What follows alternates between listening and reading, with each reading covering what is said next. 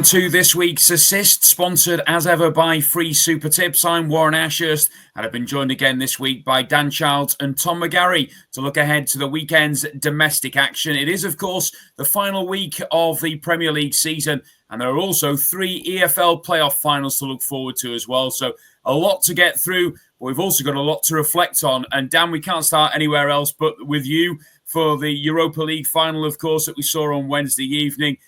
Massive boost for Tottenham and a huge night overall for Spurs as a club.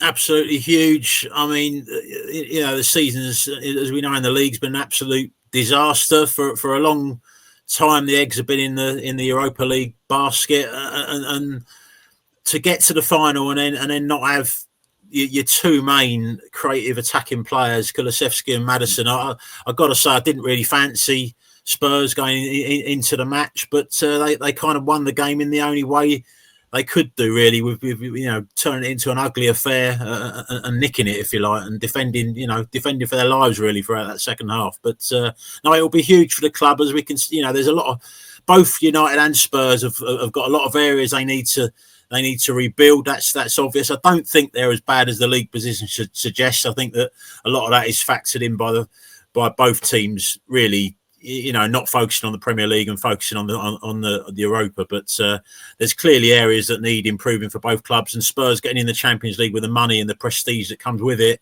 is going to help them with their summer rebuild more than United are going to have a tougher time, I think, with that.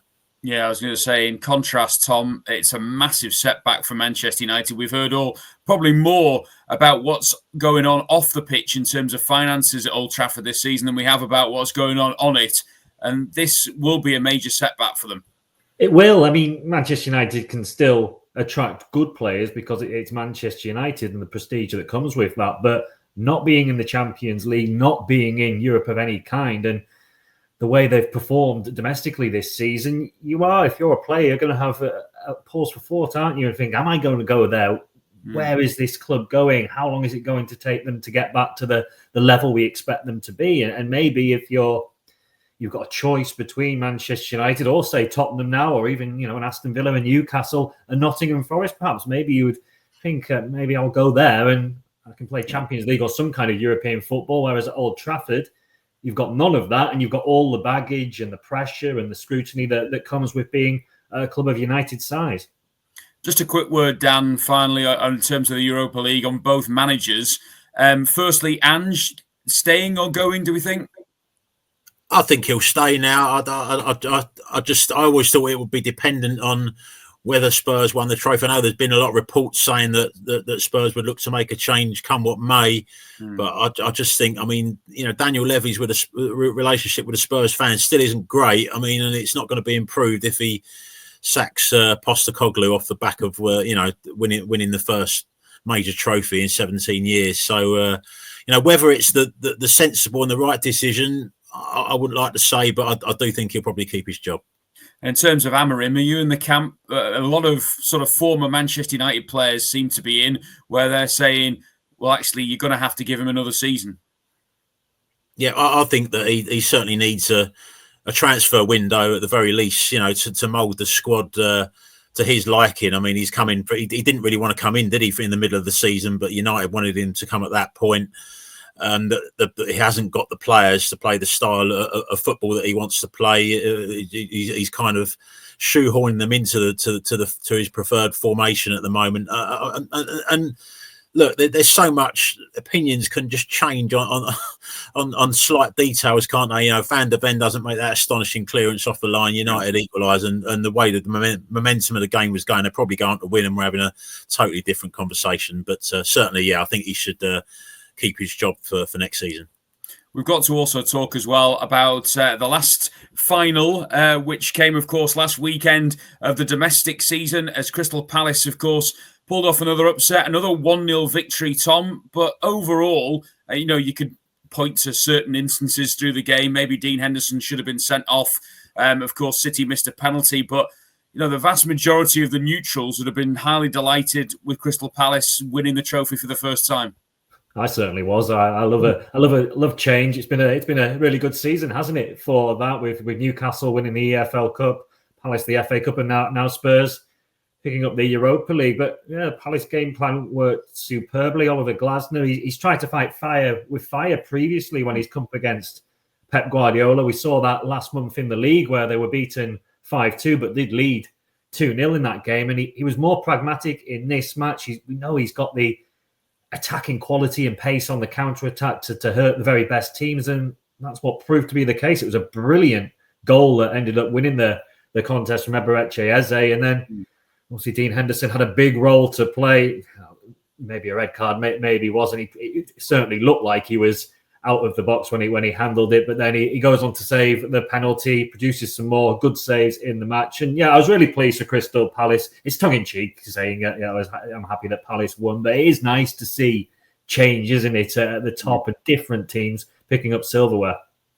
And Dan, we all sort of mentioned on last week's assist that they had a great chance. They've got a really, really good base of players there, Crystal Palace, and they've now got to try and kick on from here. Yeah, and players that can really hurt you in attack, which is what proved to be the difference. And one that I didn't really mention was Munoz, who was excellent, bombing forward from the right, and obviously played a key role in the counter attack that got the goal. And you don't forget, without VAR, they would have even had the second goal as well. That wouldn't have been ruled out. But no, certainly, I think the game plan worked perfectly for them. Just sitting tight, hitting on the counter attack, and saw the job through. And I think for Palace for next season, got European football. That's going to help them keep these players that we're talking about, the real game changers, the likes of Mateta, Sarr, Eze, Wharton, who are going to be, Gurhey, another one that's going to be, high on the shopping list of rival clubs. But it certainly strengthens Palace's hand there in the negotiations.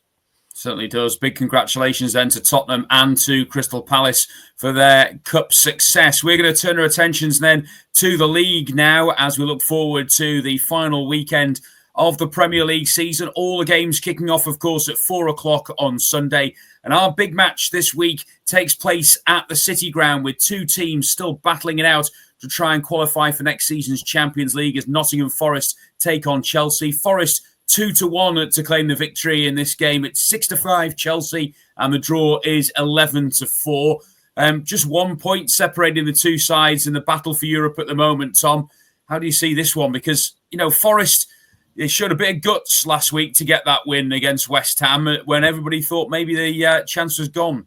Yeah, it's great character, isn't it, from Forest? It looked like things were starting to peter out, and then particularly because both Chelsea and Aston Villa won on the Friday night in their games, so Forest knew they had to win to stay in touch and give themselves a chance heading into this final day. So great character shown by Nuno Espirito Santo and his team, and it sets up this is by far and away the biggest match on the final day of the season, really, isn't it? It's a straight shootout with a caveat that even if Nottingham Forest win, that potentially might not be enough to get them into the top five. Chelsea, a point might do for them, but they probably need to go for the victory just in case other results go against them. So it's really intriguing. I think this could be quite cagey, though. I mean, like we saw in the Europa League final last night, it's the magnitude of what's at stake. Both sides don't want to show their hand too early in the contest. And it has to be said, neither have been fantastic in front of goal of late either. No, I mean, Tom's alluded to it there, Dan, about the caginess of it. 3 of the last 5 meetings between the sides have been draws. We did get a 5-goal thriller when they met in this fixture last season when Chelsea won by 3-2, but you can't imagine that it's going to be that wide open. Yeah, I'm not so sure. I think that they're both teams that, under normal circumstances, I wouldn't expect it to be high scoring. But what you have got to remember is they both need to win. Forest have got to win to make sure a minimum Europa League and a good chance still if results go the way of Champions League. And Chelsea are going to have to go into it thinking we need to win. If they don't win, they're going to have a lot go their way, to get in to finish in the top 5. So, I mean, you'd imagine people will be listening to what's going on, results from other grounds, but it's not going to be like the Europa League final where both teams think, well, if it goes to extra time, penalties, we've got, there's something for us here. There needs to be a result here for both sides. So I think at some point you'll see them both going for it. Tom, Forest's home record, having been so good earlier in the season, it's been like a fortress, the City ground. They've now not won any of the last 4 at home. Is that going to have an impact? Potentially, yeah. I do tend to agree with Dan that obviously both teams realistically have to win the game. But I'm kind of thinking that they'll probably wait till 70, 75 minutes before going for the jugular and trying to attack. I think it will be cagey up until then. As you mentioned, Forest struggling a little bit at home of late. They've only scored 4 goals in the last 6 Premier League home games. And you couple that with Chelsea failing to score in 3 of their last 4 Premier League away matches. It kind of, to me, looks like it may well be cagey. Chelsea struggled for goals, haven't they, throughout the second half of the season. It's dried up in terms of goals and assists for Cole Palmer. Nicholas Jackson, of course, is not available for this game either. And I feel like it's going to be a bit of a shootout into the last 15, 20 minutes. Of course, with the caveat, as we mentioned, that this game will be influenced by what's happening in the matches involving certainly Newcastle and Aston Villa. Yeah, before we get best bets, Dan, just a quick word on Chelsea at the moment, because, you look at the recent form in terms of results and you look at it and think, well, actually, do you know what? They've hit form at the right time, but the results and the form don't necessarily match up.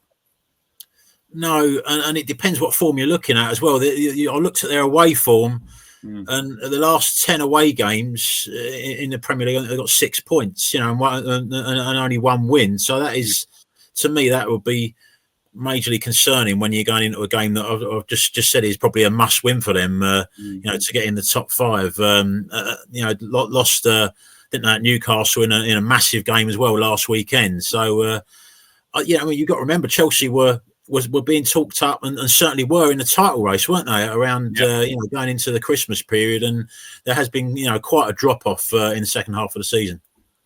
Okay, Tom, we'll start with you first. What's your suggested bet for the big match this weekend? Yeah, I've alluded to it, and it won't be a great surprise, but I'm looking at under 2.5 goals, which is odds against, and I think that represents really good value. 2 sides, Forest not scoring many at home, Chelsea not scoring many away, and I think I'd almost suggest if you got to 65, 70 minutes and offer both managers 0-0 and you just go from there and fight it out for the final 20 minutes, I think they both might take that. But so I'm not expecting it to be a classic open contest in that regard, but it should be set up for a very intriguing finish. Be interesting one way or another, Dan, how this result goes, whether Mr. Marinakis makes an appearance on the pitch at the end of the game. He should be applauding Nuno for what's been a fantastic season for Forest. Yeah, they've done unbelievably well. And I actually, normally in these big games, you don't get much value, I think, in the prices. I'm actually looking at it here. I think Forest are quite a bit overpriced to win this one. You're looking over 37 games. You mentioned it yourself, Warren. They're only 1 point below Chelsea. They've got home advantage, which in a massive occasion like this has got to be counting, I think, for more than is showing on the book. And you look at their home form against some of the big teams. They've beaten Villa at home. They've beaten Man City at home. Drawn with Liverpool, drawn with Arsenal. They've done well against the big teams. I mentioned Chelsea's away form that's been pretty awful for some time, and I just think we talked about that game at West Ham. I watched that. I was really impressed actually with Forest, having kind of looked like they kind of bottled it the previous week when they drew with Leicester. To go to West Ham under that pressure, deservedly go 2 up, and then what really impressed me was when Bowen scored like a worldie to get West Ham into it, and the crowd got up. The West Ham players started putting it in, and there was lots of time added on.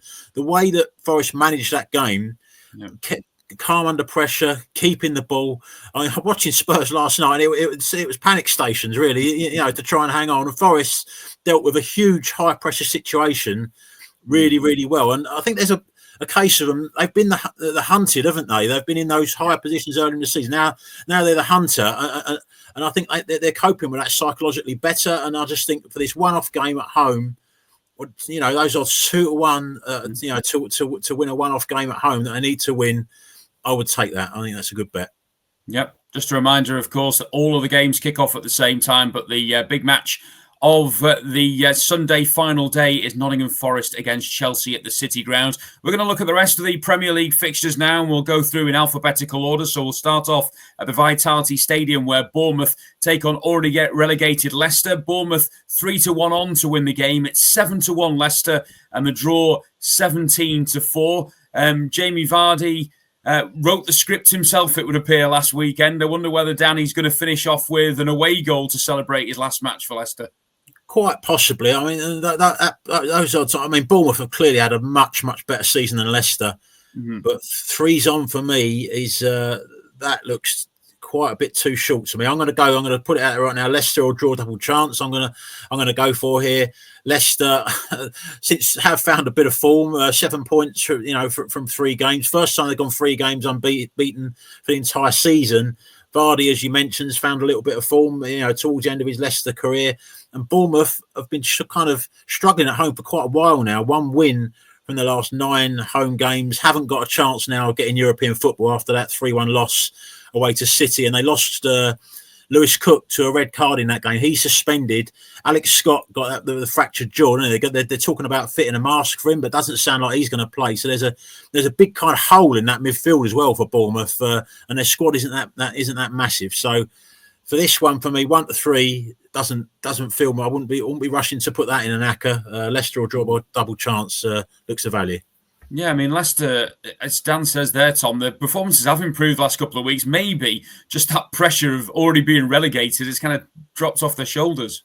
Yeah, quite possibly. And I completely agree with Dan on this one. There's great value to be had in back in the Leicester double chance. And statistically, that wouldn't be a surprise for me. I mean, Bournemouth they've not fallen off a cliff, have they? They beat Arsenal a few weeks ago, but particularly at home, they have struggled. They have run out of steam since beating Forest back on January the 25th. They thrashed them 5-0. They've only won 1 of their 7 subsequent Premier League home games. It's just 2 wins in 11 across all competitions as well. They can't finish 8th anymore with that outside chance that would bring of qualifying for Europe. They're only battling really to finish in the top half now. So they're out of form. Leicester, as Dan mentioned, 7 points from their last 3 games, looking like they've got a little bit of form. They beat Bournemouth earlier in the season by 1-0. They also won on their last visit to the Vitality, which was in last season's FA Cup. So for me, everything points at a Leicester positive result. And to be honest, I can't really believe the prices. Let's turn attentions now to the game at Craven Cottage, where Fulham play host to Manchester City. City with that big win, of course, over Bournemouth in midweek to aid their chances of Champions League football. Fulham 9-2 here to claim the 3 points. It's 4-7 Manchester City, and the draw is 100-30. City, not necessarily what we expected, I suppose, off the back of the FA Cup final, where they were disappointing, Tom, but it was a much-needed win against Bournemouth. Can they finish the season in style? I think they can. I think they'll get the victory. I mean, they're just about there in terms of the Champions League, aren't they? But it was really important that they got that victory over Bournemouth on Tuesday night to blow out a bit of the cobwebs from not only the FA Cup final, but what has been an underwhelming season all round. And historically, they dominate Fulham when these two sides meet. They've won the last 17 meetings between the two. They're unbeaten in 23. That dates back all the way to April 2009. And you have to go back further than that for Fulham's last win at Craven Cottage, which was nearly 20 years ago, a 2-1 victory where Steve Malbranque scored a brace. But yeah, I think City will win this game. I can see Fulham scoring. Fulham struggled at home, 3 losses in the last 4 at Craven Cottage, but they tend to find the back of the net. They scored in a 3-2 defeat at City earlier in the season, and actually both teams have scored in 5 of the last 6 meetings between these two. So it could be quite an open game. Even when beating Bournemouth on Tuesday, City still conceded a late goal, so there's vulnerability at the back once more for them. So yeah, I'll be looking at City to win and both teams to score. Yeah, Dan, I don't think everything's quite rosy in the garden, shall we say, at the Etihad at the moment. Obviously, Pep Guardiola's come out this week and said that he needs a smaller squad to work with next season, or else he might decide to move on earlier than planned. I mean, it's hardly ideal going into the final game.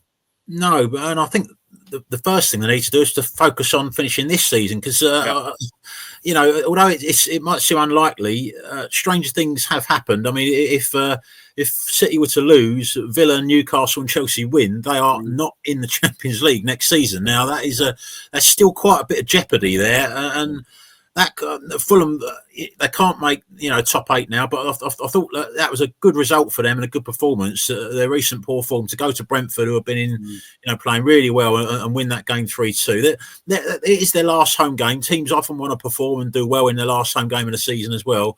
So I don't think this is going to be a walkover. And what I would say is, if it's 20 minutes to go and some of those other teams are winning or close to winning, and City and Fulham are drawing, I don't see City throwing lots and lots of men forward to try and win a game. And if you're backing them at odds on, that's not a wonderful position to be in, is it? So I think the draw looks a bit overpriced for me. I'm going to go with the draw. Okay, we're going to head to East Anglia next because Ipswich play host to West Ham, two teams who have really struggled for form over recent months, and Ipswich 2-1 to win this game. The Hammers 6-5 and the draw 14-5. How do you see this, Dan, going on Sunday? I don't fancy either of these teams to win this one. I'm struggling to make a case. Ipswich, I think, will be highly motivated last home game, before going back to the Championship.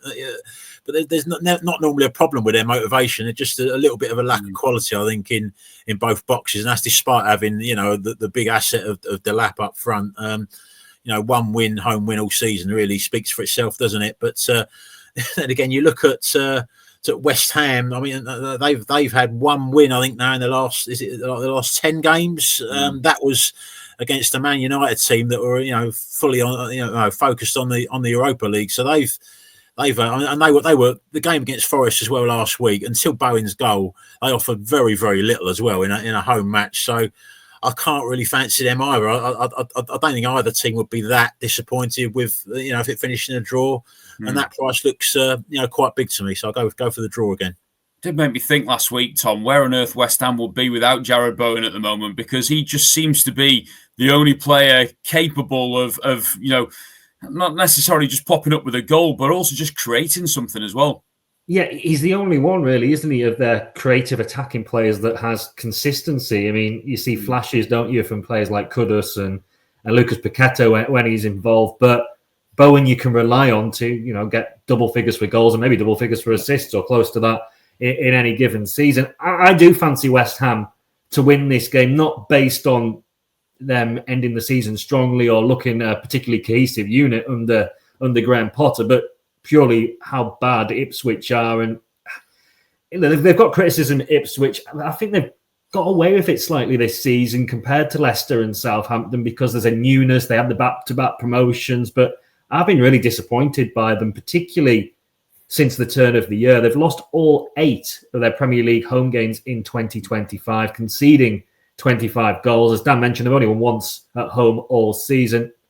I think they're really poor and they're ending the season really, really on a low note. West Ham won the reverse fixture 4-1, and I think without needing to be that good, they'll get another victory and complete the double.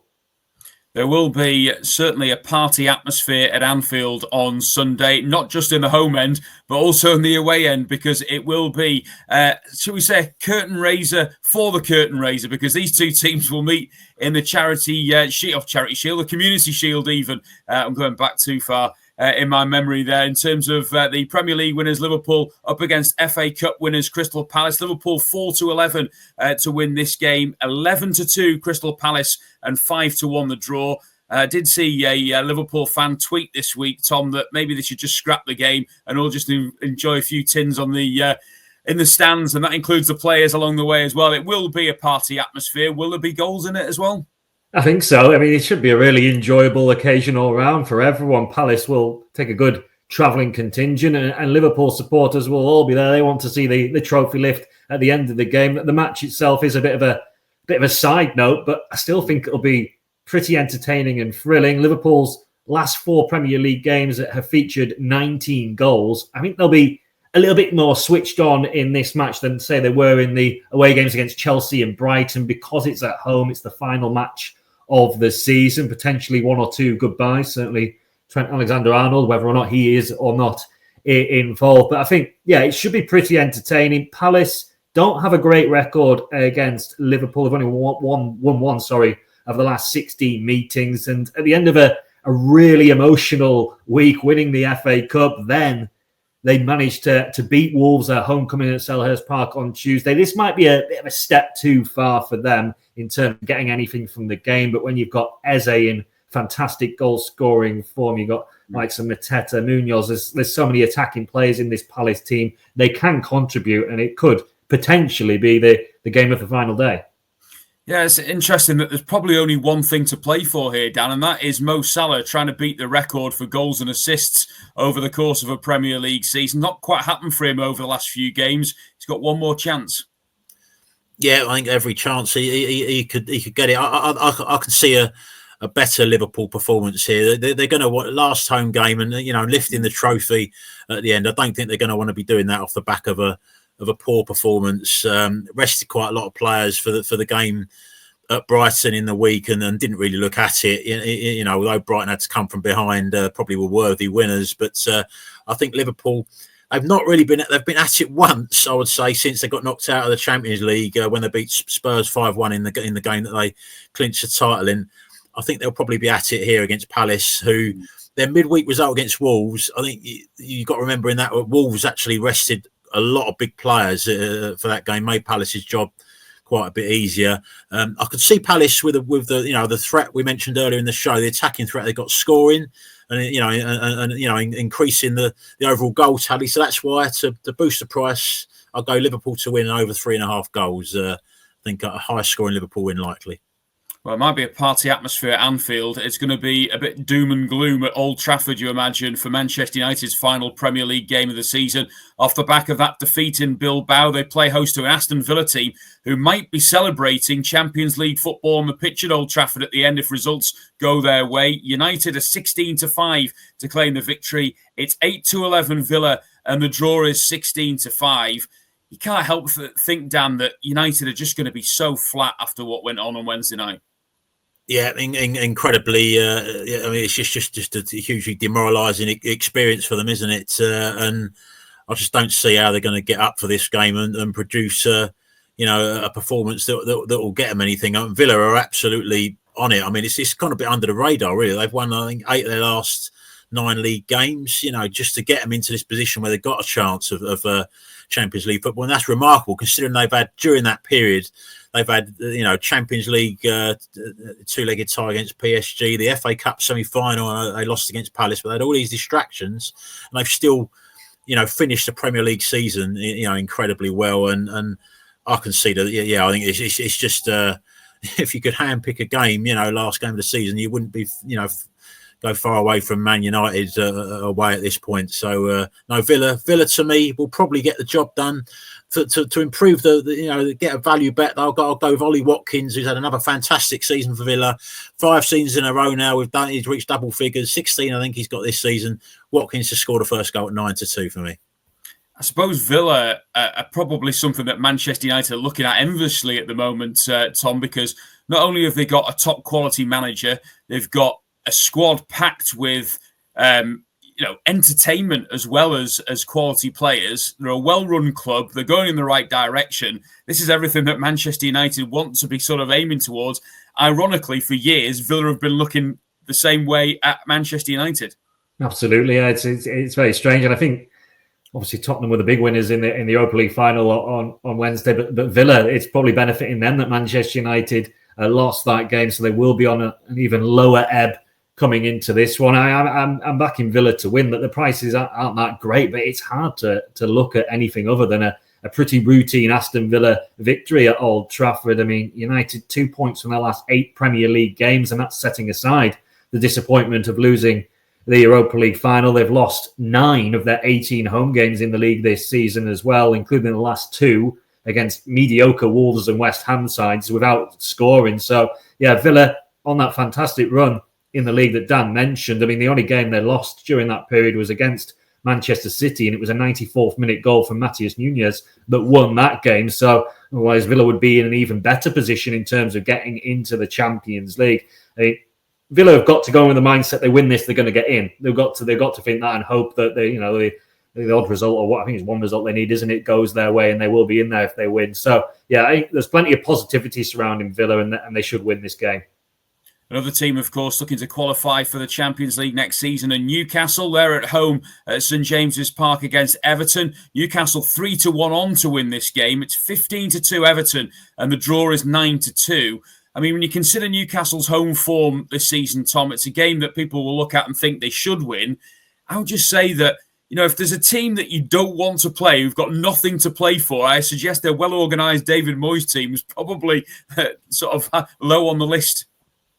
Quite possibly, yeah, in normal circumstances. This game didn't matter too much to Everton, but it was the end of a run-of-the-mill season, then they could make things difficult. But there was so much emotion last week, that final game for the men's team at Goodison Park, that victory over Southampton. I just think even a David Moyes side might take their foot off the gas slightly in this game, switch off. And for me, it's a good fixture for Newcastle to be playing on the final day. Newcastle looking to steal the top 5, of course. They've won their last 6 Premier League home games, kept clean sheets in the last 3, importantly. And yeah, as I say, I mean, it's a saying I thought I'd be uttering a few times in this podcast. It's a bit after the Lord Mayor's show for Everton coming into this one. They're guaranteed to finish 13th, whatever happens in this game. And I don't really think they'll lay a glove on Newcastle. As I say, Newcastle clean sheets in the last 3 at St James's Park. So to find a bit more value in the price, it's slightly odds against. I've gone with Newcastle to win 2-0. Right, you, Dan, are you strongly in the Newcastle camp here? I wouldn't say strongly, but I'm on a very similar track to Tom. I'm going to go with Newcastle and under 3.5 goals. I mean, we've got to mention that Isak missed the game, didn't he, last weekend against Arsenal, and it doesn't seem to be absolutely certain to be fully fit for this one. So that's something to look out for. Everton, they're not. The prices you're kind of tempted to get with Everton because of how resilient they've been under David Moyes. But I do agree with Tom. Actually, I think that after that, the emotion of the Southampton win, and they can't change their league position, to kind of get up for this game away from home, and Newcastle crowd are going to be up for it. Players are going to bring the intensity, whether or not Isak is fit enough to start. And I just think they'll probably do enough in a low scoring game, Newcastle to win. Up next, it's to St Mary's, where Southampton, who are going to finish bottom, of course, of the table, will play host to Arsenal, who look set to finish second for the 3rd season in a row. Southampton 17-2 to claim the victory here. It's 2-7 Arsenal, and the draw is 5-1. You would expect Arsenal to be able to finish the season with a win. Dan, 2-7, quite a short price. Yeah, so I'm going to try and boost it. Going to go with Arsenal and over 2.5 goals. I think 3-4 was the odds when I looked. But I mean, the other side of that, we mentioned that Everton game against Southampton. I watched that game. I thought Southampton were absolutely dreadful. I got to be honest. I mean, almost every pass seemed to be sideways or backwards. There was just no intent to go and stretch Everton at all. I think they've got a massive rebuild job on their hands. I know there's a big gap between the Premier League and the Championship, but I think there needs to be a real culture change there at Southampton for them to be strong in the Championship. But on this game, the way that they played there, I think Arsenal, even though they've got top 2's virtually certain, they've got an 8-goal difference gap and 3 points to Man City, so it looks like they're going to be second anyway. But I do think Mikel Arteta has been kind of keeping their performances up. I think in the last few weeks, you kind of thought they might drop off after the Champions League when they got knocked out. Went to Liverpool, come from 2 goals behind, got a 2-2 draw. They're still performing, and I think they'll be way too strong for Southampton. I think it's a fair point Dan makes about Southampton, Tom, and they've only got to look at Luton as a warning sign, basically, haven't they? Luton gave it a better fist in the Premier League. They're going to have to do big things next season to turn this around, the Championship. Absolutely, it's a huge appointment as well. Whoever comes in as the new permanent manager, I think he's going to have to gut the playing squad completely, get rid of a lot of players, move them on if he can, and start again. Really for Southampton, it's certainly for me not a given that they'll be anywhere near bouncing back at the first attempt next season.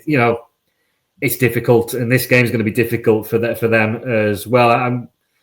I agree with Dan. Arsenal are going to win this game for me. I've gone for under 3.5 goals in the Arsenal win, though. So if it's 3-0, we're both correct in this to Arsenal. So we'll root for that. Arsenal, they've not scored that freely, particularly in the Premier League over recent times. They've only scored more than 2 goals in one of their last 13 league fixtures. That was against Ipswich, where they scored 4. So there's potential maybe that they could do something similar to Southampton, but I think the Saints will try and keep this tight, similar to what they did against Manchester City a couple of weeks ago, but without the same success of getting a goalless draw. I think Arsenal will win this comfortably, but without them really getting out of second or third gear. I would assume that the Europa League trophy will be making an appearance at the Tottenham Hotspur Stadium on Sunday for their home game with Brighton. Spurs are 3-1 to claim the victory here. It's 3-4 Brighton, and the draw is 100-30. Hard to know what sort of state of mind the Tottenham players, Tom, are going to be in off the back of that win in Bilbao. Is there going to be a hangover of sorts, or are they going to be buzzing and ready to go? Maybe a little bit of both there, quite possibly. But if Tottenham had lost on Wednesday night, I would have been nailed on that this was a Brighton victory for me. I probably still think Brighton should win this game. They need at least a point, don't they, to guarantee 8th, which may or may not, if other results, if Chelsea win their Conference League and things like that, might get Brighton into Europe next season. They've taken 10 points from their last 4 matches, but there is going to be a bit of a feel-good factor, a party atmosphere for Spurs in this game, and that might just rouse them. The games over recent weeks, including the Europa League final, have been quite low-scoring, low-key, cagey affairs, but I think Ange Postecoglou might let the shackles off again in this game, and Spurs will try and fight fire with fire, which should lead to an entertaining contest. We know Brighton tend to be involved in high-scoring games. At the 3-2 against Liverpool, of course, the other night points to that. And there's been at least 3 goals in the last 4 meetings between these two teams. So I think this could be entertaining. So I've gone for over 3.5 goals in the match, which is odds against. I imagine, Dan, that Ange Postecoglou will make a few changes. I mean, we saw late on the likes of Archie Gray coming on. Son came on as well. Do you think they might sort of chop and change quite a bit, Tottenham? Yeah, I don't think it'll be kind of, possibly not full reserves like it was away to Aston Villa last weekend. But I do see Brighton probably winning this game. The only thing is, as Tom mentioned, a feel-good factor, and they're odds on Brighton. So I mean, Heung-min Son in his post-match comments, he joked about getting the game called off, so that kind of gives you an idea of the mindset, of Spurs captain, But I just think the way to get with Brighton. I've noticed Kaoru Matoma has been coming off the bench recently. He's got 3 goals in his last 4 appearances, including that come from behind win against Liverpool.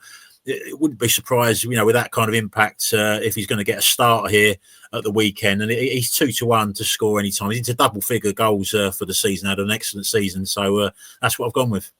Okay, well, our final Premier League preview of the season is the game at Molineux as Wolves play host to Brentford. Wolves 17-10 to claim the victory here. It's 29-20 Brentford, and the draw is 11-4. I can see this being quite entertaining, Dan. What do you reckon about the Wolves-Brentford clash?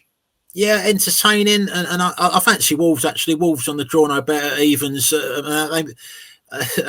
Pereira made a hell of a lot of changes for that game I mentioned at Palace. Menezes, João Gomez, Cunha, Semedo, they were among the players that were benched. So I think he's clearly targeting the home game this week as the one to go for. And these two have been quite similar form if you look over the last couple of months. Both finished the season really, really well.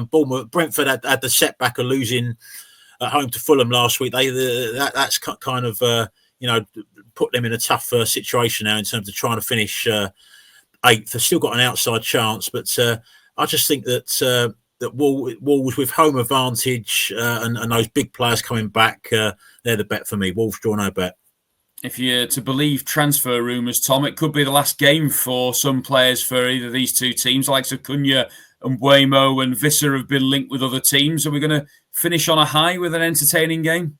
I think so. This has all the makings of being a really open contest. Brentford won the reverse meeting 5-3. it would be a push to get something similar again, but I certainly wouldn't rule it out. You're mentioning those attacking players. Certainly Cunha looks like he'll be leaving Wolves at the end of the season, so I think he'll want to go out of a bang and get on the score sheet. And likewise, you've got Visser, you've got Mbeumo. Sharda's been in great form as well. All three of those Brentford players well into double figures in terms of goals for the season. I think it will be open and entertaining. Only the top four heading into the weekend have scored more goals than Brentford this season, whilst only the bottom three have conceded more than Wolves. So, yeah, I think it'll be a wide open contest. I'm not confident picking a winner from the game as such. I've gone for over 3.5 goals again.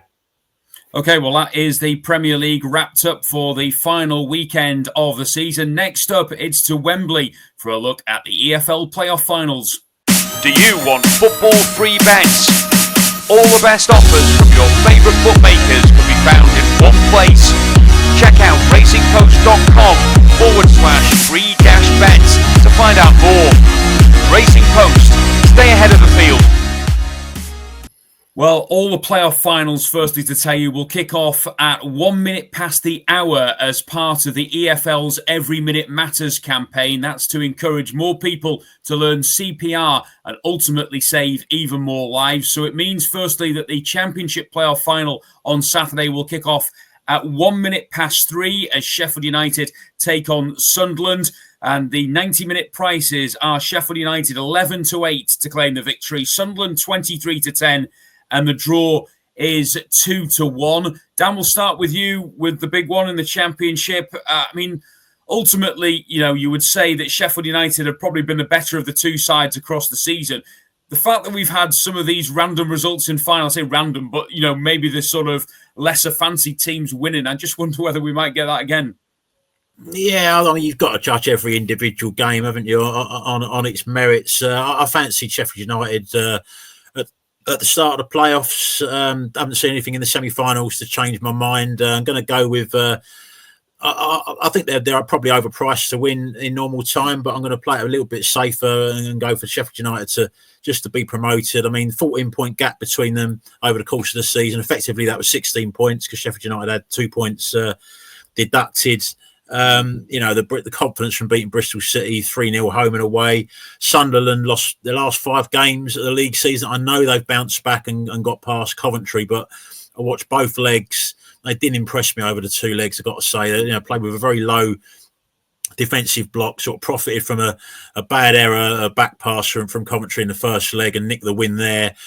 Second leg, Coventry kind of dominated again and until really the last 15 minutes of extra time when Coventry seemed to tire. But a boost for Sunderland, I would say. Romain Mundell came off the bench in that game. He's been out injured. He'll give him a bit more of an impetus going forward. But I just don't think that low block's going to work against Sheffield United, who can win games in different ways. Coventry are possession based and they look to play through teams. Sheffield United have got a bit more. You've got Kiefer Moore out front, a target they can hit, for deeper balls, and they know different ways to win games of football for me, Sheffield United, and I think they'll get the job done.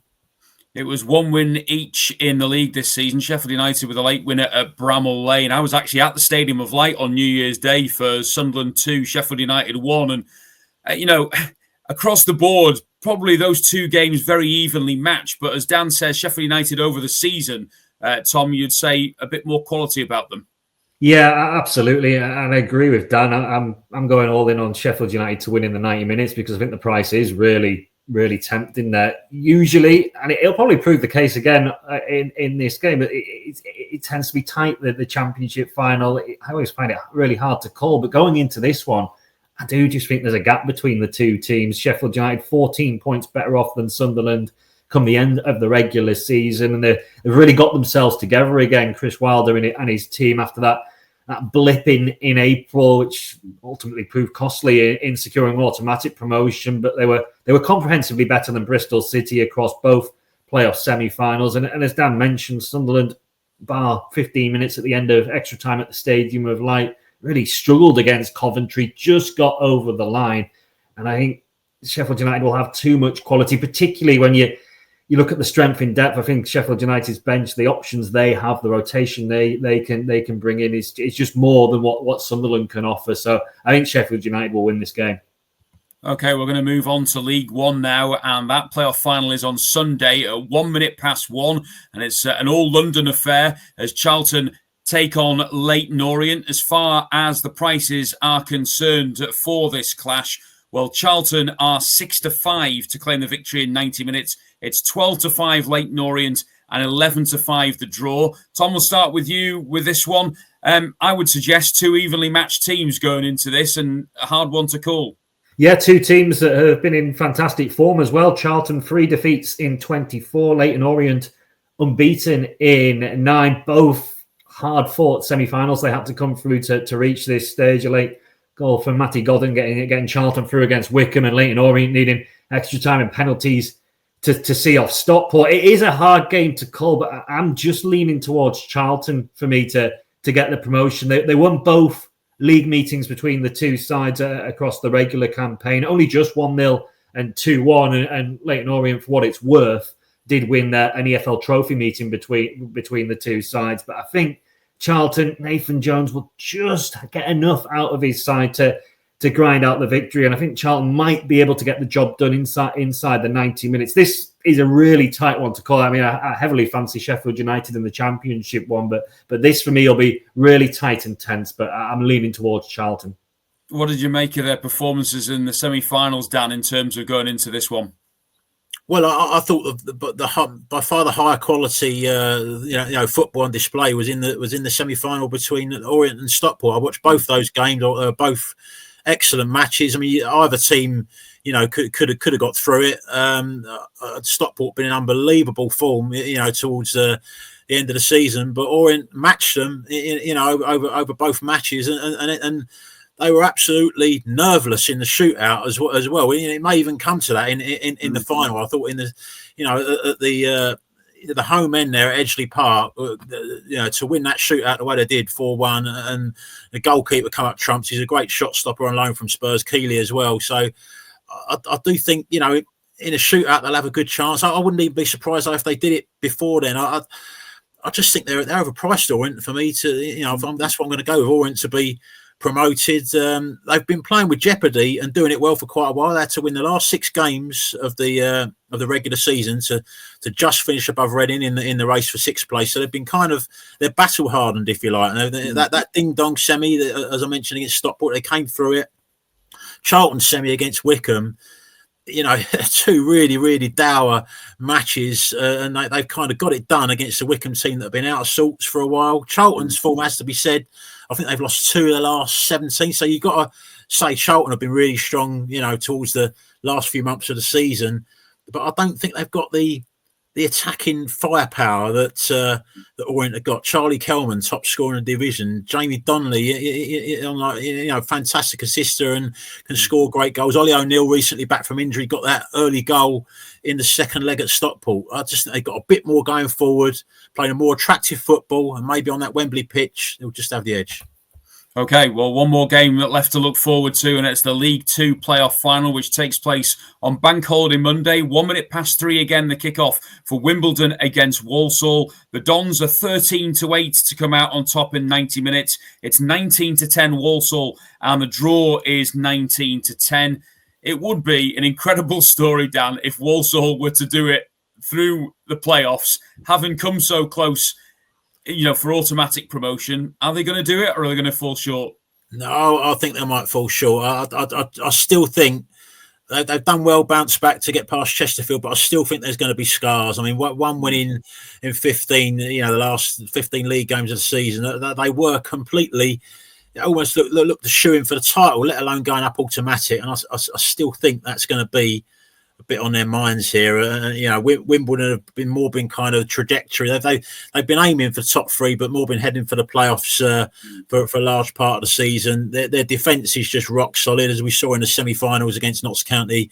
1-0 win at Meadow Lane, and even more comfortable 1-0 win in the second leg when they could have probably won by more goals. I can see a tight game, but I think Wimbledon's kind of resilience that they got defensively we'll see them through. I think they might only need 1 goal to win it, Wimbledon.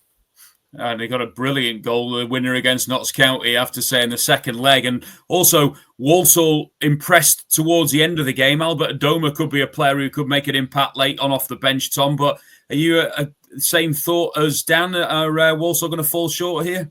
Yeah, very similar. And I feel bad because I've gone against Walsall just about all the time over recent weeks. And they proved me wrong in the semi-final. Did really well to get past what was an informed Chesterfield team, but there's so much defensive resilience and nous for me about Wimbledon coming into this. I think they will have enough to get through, and I've tried to find a bit of value in this bet. I've gone for the Wimbledon correct score 1-0 for this, so it might not be a classic game, but that will suit Wimbledon's strong defensive record, as Dan mentioned. They won both of the playoff semi-finals against Notts County 1-0. They won their final match of the regular season by a 1-0 against Grimsby to ensure a top 7 place. And actually 10 times this season, 8 in the regular season, the 2 playoff games, they've won 1-0. So the masters are at grinding that out. And Walsall, I know we go back to it, don't we? But they've never really recovered from losing Nathan Lowe in January. The goals, they were still finished as League Two's top scorers. They did dry up significantly over the second half of the campaign. So yeah, for me, Wimbledon will edge this one by a 0 and be heading back towards League One. Okay, well, I'm sure it will be dramatic either way across all 3 of the EFL Playoff finals. Something to look forward to for football fans over the bank holiday weekend. We're going to go now to the guys' best bets for this week, and we'll start off with the bet builder. And Tom, I think we're looking at the big game, are we, in terms of the Premier League on Sunday? Yeah, I think that's where certainly most neutrals' eyes will be on Sunday, won't they, at the City Ground, Nottingham Forest against Chelsea. As I mentioned earlier on, the first part of my bet builder is going to be looking at the unders. I've gone for under 3 goals. Forest not scoring many at home, 4 in their last 6 Premier League home games, and Chelsea failed to score in 3 of their last 4 away in the league, and in general recently not been great travellers. So yeah, I think a low-scoring game first of all to start off the bet builder. My second selection is looking at Nottingham Forest fullback Nico Williams to have 1 or more shots in the game. He's had 37 in the Premier League this season, and only 4 players in the Forest squad have had more. Chris Wood, who's been scoring plenty of goals, Anthony Elanga, Morgan Gibbs-White, and Elliot Anderson. So as a right back come left back, Williams is doing pretty well, and certainly shows he fancies having shots towards goal. He had 4 as well in one match against Crystal Palace in that 1-1 draw recently. And the third part of the bet builder, again, I'm kind of looking at a Forest player. I've gone with Matt Sells to be booked. I'm hedging my bets that Forest might be doing enough to get the victory in the game. And Sells, who's been booked 4 times this season in the league, twice in his last 5 appearances, he might just look to run down the clock a little bit. If it's 1-0 Forest and we're into injury time, he's going to take his time to take the odd goal kick or free kick, and that might feel the wrath of the referee. It's a slightly left field choice to add to the bet builder, but if all 3 of those legs come in, then it's around about 16-1. Okay, well, that's Tom's bet builder. We're going to turn to Dan now for a couple of prop shop options. What's the first of these then, Dan? Yeah, it involves the same game. I'm going to go with Chris Wood to score any time against Chelsea. Scored in the 1-1 draw at Stamford Bridge earlier in the season. Got 20 of Forest's 58 goals this season. Excellent, as we all know, in the air. And you've got a Chelsea team. I looked at their set-piece goals conceded. They've conceded 10 set-piece goals, which is the second highest among the top 9 teams in the Premier League. When you watch Chelsea, they don't come across a team that have a particularly dominant centre back, and you know, Wood, as I say, scored at Stamford Bridge. I think he could score again in this one. For the second part of the prop shop, going to go with Flynn Downs to be carded in the Southampton's match against Arsenal. He caught my eye against Everton as one of the few Southampton players that kind of put a shift in. You know, he's trying to put some tackles in. He's had 12 yellow cards this season in just 26 appearances. I mean, that is some going. Certainly one of the players I think but he does put a shift in. He's one of their more consistent players, and I think player maybe Southampton will look to keep. But here, he's going to have his work cut out, isn't it? Trying to keep tabs on that Arsenal midfield. So price for a card, I think, is about 12-5. Given his stats this season, looks big to me. Okay, we're going to conclude with the best bets for the weekend, starting with the assist treble. And Tom, we'll start with your tip first. Yeah, I can't look past Sheffield United in the playoff final to win in 90 minutes against Sunderland. As I mentioned earlier on, for me, this is quite not an easy one to pick because it can go any way, but I'm really confident that Sheffield United will win this game, which you can't always say heading into a playoff final, particularly a championship one. But the momentum they built up in the semi-finals against Bristol City compared to Sunderland, who limped past Coventry and, as Dan mentioned earlier on, lost their final 5 games of the regular season. I just think Sheffield United will have too much across the 90 minutes. And Dan, what's your pick for the assist treble? I think Villa to win at Manchester United. A game Villa is a kind of a must win for them. As I mentioned earlier, you couldn't really have handpicked a much better fixture. Villa to win. And I'm going for both teams to score in the game between Wolves and Brentford. I said earlier on, I could see it being entertaining. 21 goals in the last 5 Brentford games. Wolves have scored in 6 of their last 7 matches at Molineux. And both teams to score in this fixture has come in 4 of the last 5 meetings. And as I say, with both teams wanting to finish the season on a high, I can see both being on the score sheet in that game at Molineux. So just to remind you of the assist treble this week, it's Sheffield United to win in 90 minutes, Aston Villa to beat Manchester United, and Wolves against Brentford, both teams to score. We're going to conclude this week's show then with the naps from Dan and Tom. And Dan, we'll start with your nap first. Yeah, Forest to beat Chelsea in that massive game at the City ground. I just think they kind of got back on it in that game at West Ham last weekend. And I think home advantage could be massive here. Forest to win the game. And you, Tom, what's your nap? I've gone with City to beat Fulham and both teams to score. City always beat Fulham, 17 wins in a row against the Cottagers, but still not, for me, at their best. Still liable to concede goals, and Fulham are a side, particularly at Craven Cottage, that tend to find the back of the net. Well, a big thanks to both Tom and Dan for all their input this week and throughout the season, of course, as well. Don't forget to like, subscribe and comment on the Racing Post YouTube channel. If you like your golf, a weekly reminder that the Sweet Spot is with Steve Palmer every Tuesday. And it might be the end of the domestic season, but we'll be back to look forward to next weekend's Champions League final, as well as coming up shortly a Club World Cup preview as well ahead of the inaugural tournament. In the meantime, enjoy your football this weekend and please remember to gamble responsibly.